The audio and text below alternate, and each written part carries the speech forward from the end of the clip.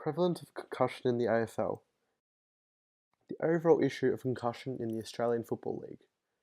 The game of Australian football is a contact sport that involves high-flying marks, extraordinary skills, and exhilarating tackles. The rules of Australian football have always had a focus on protecting the safety of players, with the most important body part being the player's head. The high contact rule aims to minimise the frequency in which players receive contact to their heads that may lead to brain injuries. Concussion is a brain injury that occurs from impact to a player's head, either through collision with another player or with the ground. Whilst the skull is the place to protect the brain in a high-impact collision, the brain can move back and forward within the skull, causing temporary dysfunction. Research shows that 10% of retired players suffer from the effects of concussion, 90% reported being concussed at least once, 40% being concussed 4 or more times, and 8% being concussed more than 10 times. It is crucial that anyone with a diagnosed concussion does not immediately return to play Australian football. Many players are not giving themselves enough time to recover adequately, as players are notorious for hiding and trying to hide symptoms because they want to play. What are the historical, current, and future implications of the issues selected? Research shows on the graphs and data shown below on this slide, there is a significant increase in the number of head and neck injuries in the Australian Football League. Over a 10-year span, the number of new injuries in a given season of concussion has soared from 0.3 in 2007 to 2.3 in 2016. Similarly, the number of mismatches again risen substantially from 0.3 games in 2007 to a staggering 5.6 games in 2016, a 5.3 game increase across 10 years. Paddy McCartan from the St Kilda Football Club this season sat a fair few games through concussion issues, and both Sam Blease and Matt Maguire had to retire immediately due to a multitude of concussions obtained over both their junior and senior football careers. The socio-ecological model of physical activity. Individual factors. The game promotes players going hard for the ball and putting their body on the line in order to win contests and therefore give the team every chance to convert goals and win games. Despite this, players are more likely to hurt themselves and possibly receive a concussion by doing these things. It is very difficult to reach top level, so players cannot afford to play the game differently to protect their head and body from severe injury. Social environment. All players in the AFL level have to tolerate the pressure of the people, such as the coaching staff, to stay in their playing squad if they've been selected.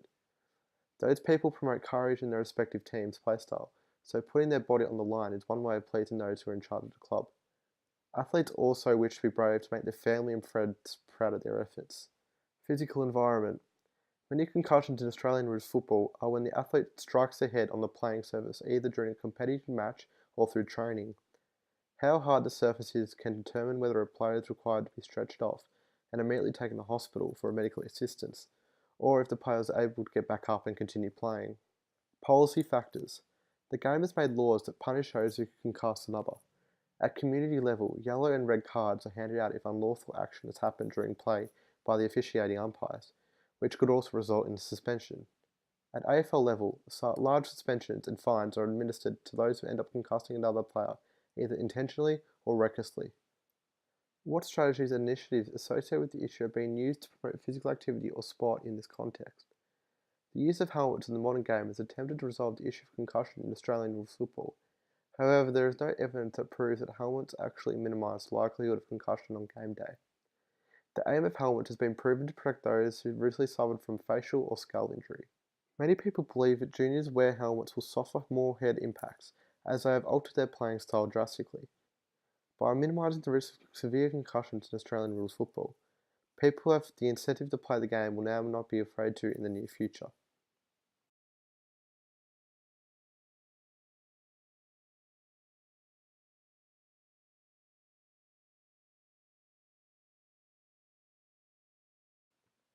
What strategies are currently being implemented and what more needs to be done? Rules made by the AFL have changed to protect the players' heads and necks, and to decrease the likelihood of severe incidents. More conservative strategies have been familiarised for the management of potential concussion cases, both at the AFL and community level.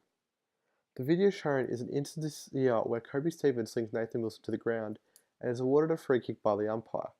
However, one of the recent laws that has been made to better protect the players' heads is clarity of negligent and reckless tackles, including sling tackles.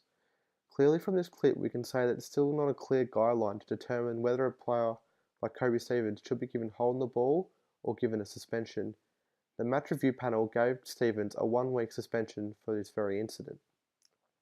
Further strategies have been implemented at both AFL level and at a community level, with some of the strategies being that a player diagnosed with concussion cannot take any further part in the game, and in days or weeks following concussion, players should not be able to return until they have formal medical clearance.